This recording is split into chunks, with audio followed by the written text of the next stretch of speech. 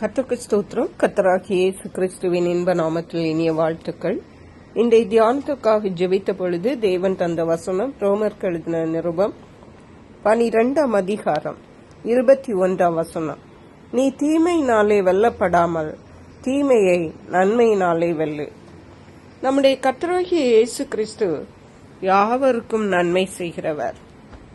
அவருக்கு தீமை செய்கிறவர்களுக்கும் அவர் நன்மையே செய்கிறவர்.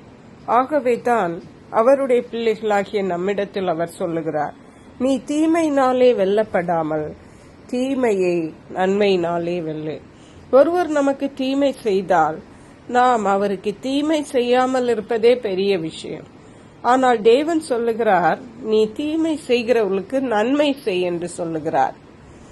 இங்கே உள்ள வசனங்களை பார்க்கும் பொழுது 17ஆம் வசனம் சொல்லுகிறது, ஒருவனுக்கும் தீமைக்கு தீமை செய்யாதிருங்கள், எல்லா மனுஷருக்கு முன்பாகவும் யோக்கியமானவைகளை செய்ய நாடுங்கள், கூடுமானால் உங்களால் ஆன மட்டும் எல்லா மனுஷரோடு சமாதானமாயிருங்கள்.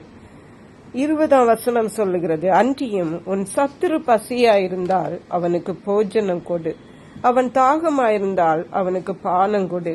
நீ இப்படி செய்வதனால் அக்கினி தழலை அவன் தலைமேல் குவிப்பாய். இப்படியாக நமக்கு தீமை செய்கிறவர்களுக்கு நாம் நன்மை செய்ய வேண்டும் என்று தேவன் நமக்கு கற்பிக்கிறார். லூக்கா எழுதின சுவிசேஷம் 22ஆம் அதிகாரம் 50ஆம் வசனம் சொல்லுகிறது, அந்தபடி அவர்களில் ஒருவன் பிரதான ஆசாரியனுடைய வேலைக்காரனை வலது காதர வெட்டினான். அப்பொழுது இயேசு இம்மட்டில் நிறுத்துங்கள் என்று சொல்லி அவனுடைய காதை தொட்டு அவனை சொஸ்தப்படுத்தினார். இயேசுவை பிடிக்க வந்த பிரதான ஆசாரியர்கள் அவர்களோடு இருந்தவர்களே.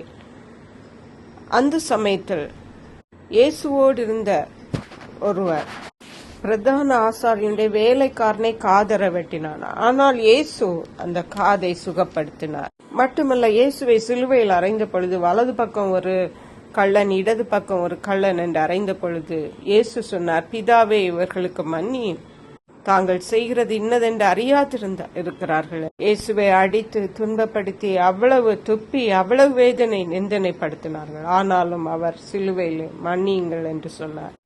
ரோமருக்கு எழுதின நிருபம் 12ஆம் அதிகாரம் 19ஆம் வசனம் சொல்லுகிறது, பிரியமானவர்களே, பழி வாங்குதல் எனக்குரியது, நானே பதிர் செய்வேன் என்று கர்த்தர் சொல்லுகிறார் என்று எழுதியிருக்கிறபடியால் நீங்கள் பழி வாங்காமல் கோபாக்கனைக்கு இடங்கொடுங்கள்.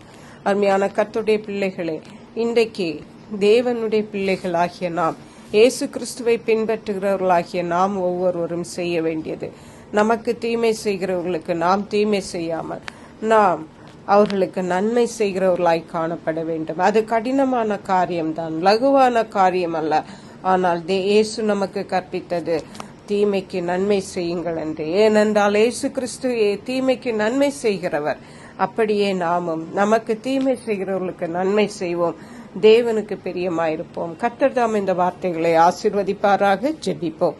எங்களை கிருபையை நேசித்து பாதுகாத்து வழி நடத்துகிற எங்கள் அன்பின் தகப்பனே, ஆசீர்வதிக்கப்பட்ட இந்த நல்ல நாளுக்காக நன்றி.